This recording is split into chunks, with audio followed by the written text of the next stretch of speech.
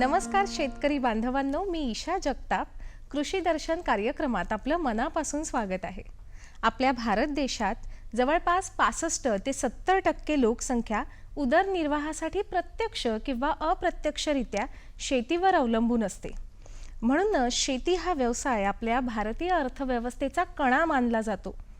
परंतु सध्या वातावरणात होणारे अचानक बदल आणि वाढती महागाई याचा फटका पिकांवर मोठ्या प्रमाणावर बसतो आणि त्याचा थेट परिणाम उत्पादनावर दिसून येतो।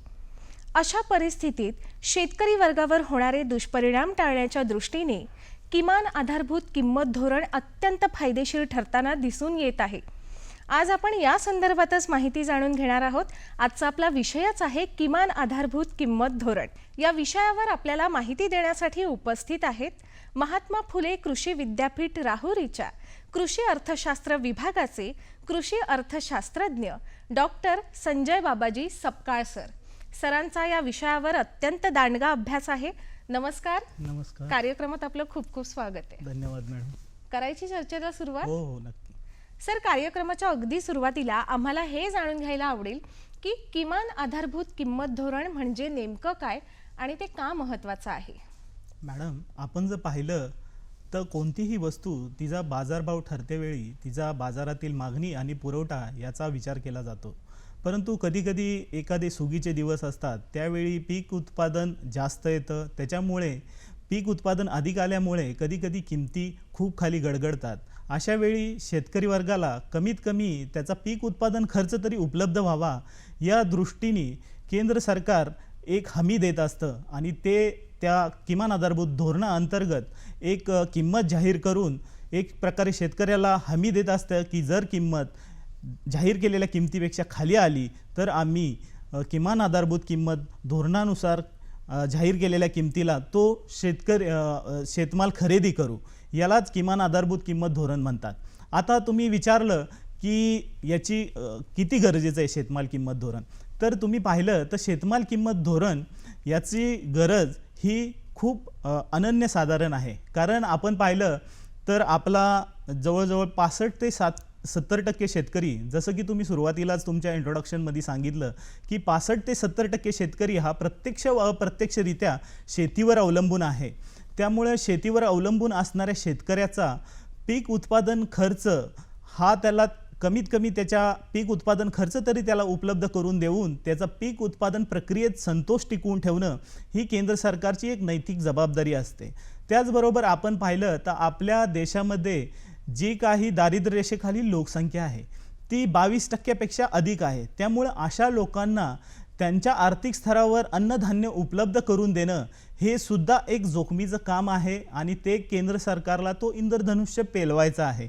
त्या दृष्टीने सुद्धा किमान आधारभूत धोरण हे खूप गरजेचं आहे। आणि आता सध्याच आपण पाहिलं कोरोनासारखी एक भयंकर परिस्थिती निर्माण झाली होती। अशा वेळी सुद्धा शेतकऱ्यांना किंवा जो काय पीडित वर्ग आहे त्यांना त्यांच्या आर्थिक स्तरावर अन्नधान्य उपलब्ध करून देणं याची जबाबदारी देखील किमान आधारभूत किंमत धोरणाअंतर्गत पूर्ण केली जाते। त्यामुळे किमान आधारभूत किंमत धोरण हे देशासाठी खूपच महत्त्वाचं आहे।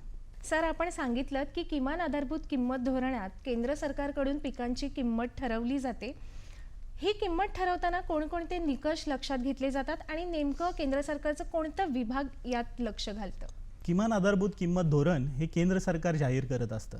तर आता किमान आधारभूत किंमत जाहीर करते वेळी हे किमान आधारभूत किंमत धोरण जे आहे कृषी व शेतकरी कल्याण मंत्रालय भारत सरकार यांच्यामार्फत अर्थ व सांख्यिकी संचालनालय भारत सरकार यांच्या अंतर्गत 19 राज्य आणि 2 केंद्रशासित प्रदेश अशा प्रकारे एकूण 21 ठिकाणी पीक उत्पादन खर्चाची माहिती गोळा केली जाते. संपर्क शेतकऱ्यांमार्फत प्रत्येक अगदी शेतीच्या पूर्व मशागतीपासून ते अगदी शेवटी त्याच्या शेतमालाच्या विक्रीपर्यंत इत्थंभूत सर्व माहिती गोळा केली जाते आणि ती माहिती गोळा केल्यानंतर ती माहिती प्रत्येक बहुव्यापक योजनेमार्फत ती अर्थ व सांख्यिकी संचालनालय भारत सरकार यांना पाठवली जाते.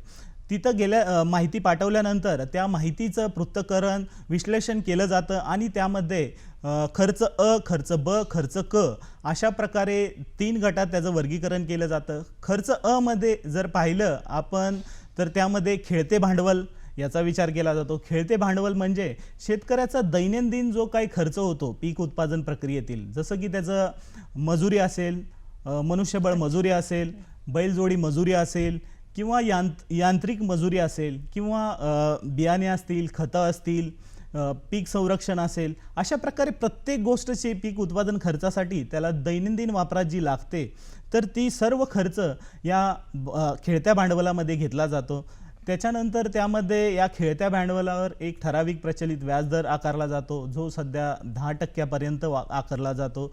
अधिक त्यामध्ये घसारा इन्क्लूड केला जातो. अशा प्रकारे खर्च अ1 घेतला जातो. खर्च त्याच प्रकारे खर्च अ2 काढला जातो.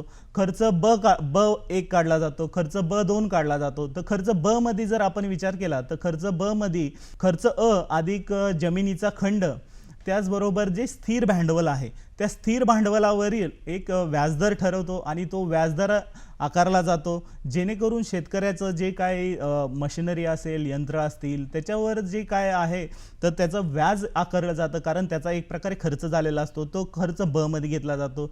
खर्च क मध्ये मनुष्यबळ जे कौटुंबिक मनुष्यबळ आहे त्याचा खर्च अ, ब अधिक क अशा प्रकारे 3 खर्च घेतले जातात आणि ही खर्च काढल्यानंतर जे काय अर्थ व सांख्यिकी संचालनालय भारत सरकार आहे ते खर्च अ अधिक कौटुंबिक मनुष्यबळ आहे. तर या दोन्हीच्या आधारे केंद्र सरकारला किमान आधारभूत प्रत्येक मालासाठी किती असावी याविषयी माहिती देत असतं किंवा शिफारस करत असतं आणि त्याच्या आधारे त्या शिफारशीच्या आधारे केंद्र सरकार पिकाच्या पेरणीच्या अगोदर किमान आधारभूत किंमत ही जाहीर करत असतं. सर, किमान आधारभूत किंमत ठरवताना राज्य आणि केंद्र अशी तफावत तुम्ही कशी स्पष्ट कराल? बऱ्याच वेळा आपण पाहतो की महाराष्ट्र राज्यातील शेतकऱ्यांना किमान आधारभूत धोरण हे का परवडत नाही. तर किमान आधारभूत धोरण का परवडत नाही तर त्याच्या मागे असणारा मेन जे कारण आहे प्रमुख त्याचं कारण जर पाहिलं आपण तर महाराष्ट्रातील जी शेती आहे ती तुलनात्मकदृष्ट्या फायदेशीर नाही. का तर आज आपण पाहिलं तर धान, गहू या पिकामध्ये जवळजवळ आपण 10 ते 12व्या नंबरला उत्पादकतेत देश पातळीवर लागतो. म्हणजे आज आपण पाहिलं तर हरियाणा किंवा पंजाब या ठिकाणी जवळजवळ धान, गहू या पिकाचे 50 ते 60 क्विंटल प्रति हेक्टर इतकं उत्पादन आहे.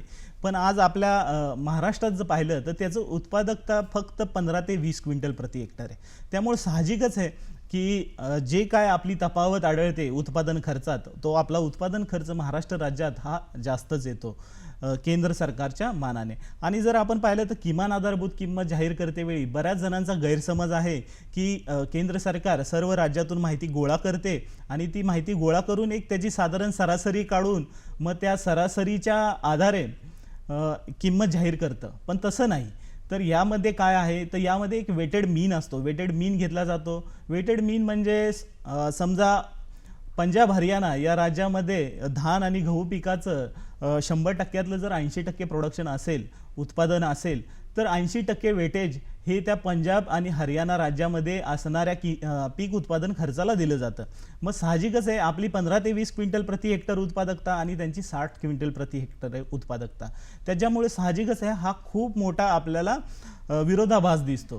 तर अशा परिस्थितीवर ज्यावेळी महाराष्ट्र राज्याच्या ही गोष्ट लक्षात आली त्यावेळी महाराष्ट्र राज्यामार्फत देखील अनेक उपाययोजना करण्यात आल्या जेणेकरून आपल्या शेतकऱ्याला पीक उत्पादन खर्च कसा प्राप्त होईल त्यासाठी मूल्य व किंमत आयोग, त्याचप्रमाणे महाराष्ट्रामध्ये कृषी मूल्य आयोग महाराष्ट्र राज्य स्थापन करण्यात आला आणि त्या अंतर्गत महाराष्ट्रातील 4ही कृषी विद्यापीठामध्ये 4 पीक उत्पादन खर्च साठीच्या योजना राबवल्या जातात. यामार्फत देखील संपर्क शेतकरी निवडून त्यांच्याकडून सर्व माहिती संकलित केली जाते पीक उत्पादन खर्चाची, आणि ती माहिती संकलित केल्यानंतर त्या माहितीच्या आधारे प्रति हेक्टरी उत्पादकता आणि प्रति क्विंटल उत्पादन खर्च काढला जातो आणि त्याच्या आधारे केंद्र सरकारला शिफारस केली जाते. आणि जो हा खर्च जर आपण पाहिला तो जवळजवळ 35 ते 50% राज्याचा खर्च केंद्राच्या खर्चापेक्षा अधिक आपल्याला दिसतो. यामध्ये जर पाहिलं आपण तर यामध्ये ज्या पद्धती वापरल्या जातात राज्य स्तरावर आणि केंद्र स्तरावर, ह्या खूप वेगवेगळ्या पद्धती आहेत. आता केंद्र स्तरावर जसं की मगाशी आपण पाहिलं की पीक उत्पादन खर्च अ, ब आणि क, तर यामध्ये वेगवेगळ्या पद्धती वापरल्या जातात. यामध्ये राज्य स्तरावर खेळते भांडवलावर 6% दर साल दर शेकडाप्रमाणे संपूर्ण पिकाचा कालावधी विचारात घेऊन खेळत्या भांडवलावर व्याज आकारलं जातं. तेच जर केंद्र स्तरावर बघितलं तर जवळजवळ 12.5% दर साल दर शेकडा. पण यामध्ये पिकाचा कालावधी जो आहे तो निम्मा पकडला जातो. त्यानंतर जमिनीचा खंड जो आहे तो राज्य स्तरावर 1/6 जे तुमचं प्रति हेक्टर उत्पादकता आहे त्याच्या 1/6 हा जमिनीचा खंड पकडला जातो. तर तो केंद्र सरकारच्या स्तरावर जो काही शेतकरी ॲक्च्युली पेड करत असेल तोच खर्च हा जमिनीचा खंड म्हणून पाहिला जातो. त्यानंतर राज्य स्तरावर तुमच्या प्रति हेक्टरी उत्पादकतेवर 15% तुमचा जो आहे तो बेनिफिट किंवा ज्याला आपण फायदा पकडला जातो. तर तसं केंद्र स्तरावर असं काही नाही. अशा प्रकारचे वेगवेगळ्या ज्या पद्धती आहेत त्याच्यामुळं यामध्ये विरोधाभास आढळतो. परंतु हा खरंच एक चिंतेचा विषय आहे. जरी किमान आधारभूत किमती वाढल्या, शेतकऱ्यापर्यंत त्या पोचतात नाही पोचतात हे सुद्धा खूप महत्त्वाचं आहे आणि तोच खरंच चिंतेचा विषय आहे.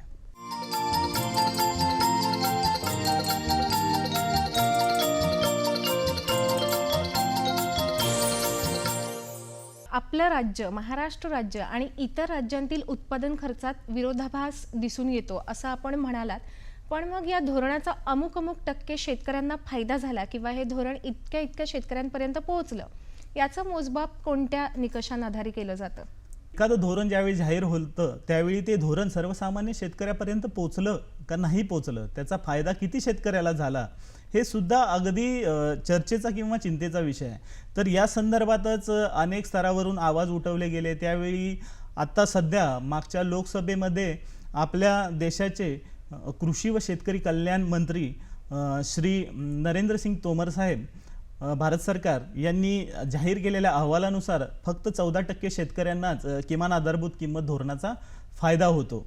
आणि हा किमान आधारभूत किंमत धोरणाचा फायदा विचार केला तर तो सर्वाधिक पंजाब हरियाणा या राज्यांना होतो आणि तो महाराष्ट्र राज्याच्या दृष्टीनं महाराष्ट्राच्या शेतकऱ्याला खूपच कमी होतो. जसं की आपण पूर्वी पाहिलंच की पीक उत्पादकता ही आपली राज्य पातळीवर राष्ट्रीय पातळीच्या प्रमाणात खूपच खालावलेली आहे. आपल्या महाराष्ट्र राज्यात किंवा देशात वेगवेगळ्या हंगामात वेगवेगळी पिकं उत्पादनं घेतली जातात. ही किंमत ठरवताना या निकषाचा कसा विचार केला जातो? आपण पाहिलं तर तुम्ही म्हटला वेगवेगळी पिकं, यामध्ये सुद्धा मर्यादा आहेत. हे सगळ्या पिकांसाठी किमान आधारभूत किंमत जाहीर केली जात नाही. शेतमाल किंमत यामध्ये फक्त 25 पिकांसाठी शेतमाल किंमत धोरण जाहीर केली जाते आणि ती हंगामानुसार जाहीर केली जात असते. म्हणजे आज महाराष्ट्रात पाहिलं किंवा देशात पाहिलं तर 2च प्रमुख हंगाम समजले जातात, खरीप आणि रब्बी. त्यामुळे खरीपच्या अगोदर आणि रब्बी हंगामाच्या अगोदर किमान आधारभूत किंमत धोरणानुसार किमान आधारभूत किंमत जाहीर केली जाते, जेणेकरून शेतकऱ्याला कुठलं पीक घ्यावं याचं प्लॅनिंग करता येईल. त्यानुसार किमान आधारभूत किंमत जाहीर केली जाते आणि ती एकूण 25 पिकासाठी जाहीर केली जाते. यामध्ये खरीपचे 14 पिकं, त्याच्यानंतर रब्बीचे 7 पिकं आणि इतर किंवा वार्षिक पिकं जर पाहिली आपण तर ती 4 पिकं.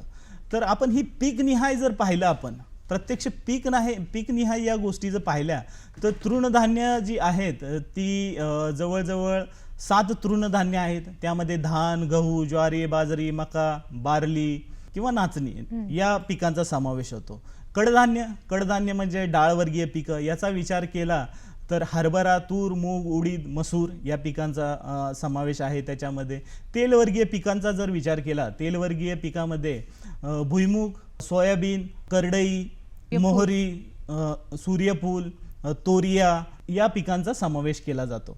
आणि इतर पिकं किंवा वार्षिक पिकं याचा विचार केला, वार्षिक पिकामध्ये ऊस, कापूस, नारळ, सोललेला नारळ याच्यासाठी किमान आधारभूत किंमत धोरणांतर्गत किमती जाहीर केल्या जातात. परंतु ऊसासाठी जी किंमत जाहीर केली जाते तिला किमान MSP नाही म्हणत तिला, तर तिला FRP म्हटलं जातं. या धोरणाचा फायदा किती शेतकऱ्यांना होतोय ही देखील एक चिंतेची बाब आहे. मग हे धोरण राबवताना इतर आणखी कोणत्या अडचणी निर्माण होतात? हे धोरण राबवताना आपल्याला खरंच एखादं धोरण ते शेतकऱ्यापर्यंत पोहोचलं का नाही याचं अवलोकन करणं खूप गरजेचं आहे. आणि त्याचं अवलोकन करत असताना राष्ट्रीय स्तरावर अनेक अभ्यास करण्यात आले की किमान आधारभूत किंमत धोरण हे शेतकऱ्यांपर्यंत पोहोचतं का नाही पोहोचतं. तर त्या दृष्टीने ज्यावेळी आपण अभ्यास केला त्यावेळी आपल्या असं लक्षात आलं की या किमान आधारभूत धोरणाविषयी सर्वाधिक माहिती ही खरीप हंगामात जर पाहिली ती पंजाब, हरियाणा, ओरिसा आणि छत्तीसगड या राज्यांना सर्वाधिक माहिती आहे. तर तीच माहिती जर पाहिली तर महाराष्ट्रामध्ये फक्त 6 ते 10% शेतकऱ्यांनाच किमान आधारभूत धोरण म्हणजे काय याविषयी ज्ञान असल्याचं आपल्या लक्षात आलेलं आहे. तर आणि त्याचबरोबर आपण जर पाहिलं तर महाराष्ट्रातील बहुसंख्य जो आपला शेतकरी वर्ग आहे तो लघु व सीमांत शेतकरी या गटात मोडत असल्यामुळे त्याला जे जमिनीचं तुकडीकरणामुळे जी शेती वापरता येते वेगवेगळ्या पिकाच्या उत्पादनासाठी त्यावर मर्यादा येतात. त्यामुळे त्याला नवनवीन तंत्रज्ञान वापरून आपल्या शेतीच्या उत्पादकतेत वाढ करता येत नाही. त्याचबरोबर आपला जो शेतकरी आहे तो संघटित नाही. तो संघटित नसल्यामुळे त्याला वेगवेगळ्या त्यांच्या जो फायदे आहेत शेतकरी वर्गासाठी तर तो फायदा प्रत्यक्ष त्याला न भेटता मधल्यामध्ये दुसरे जे काय असतील आडते असतील दलाल असतील ते मधल्यामध्ये फायदा त्याचा उठवण्याचा प्रयत्न करत.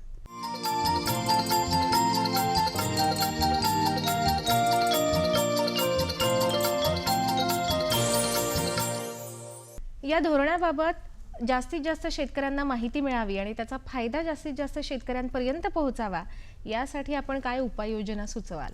आता किमान आधारभूत किंमत धोरण जर आपण पाहिलं तर याच्यात जो बहुमोल वाटा आहे तो पीक उत्पादन खर्चाचा आहे.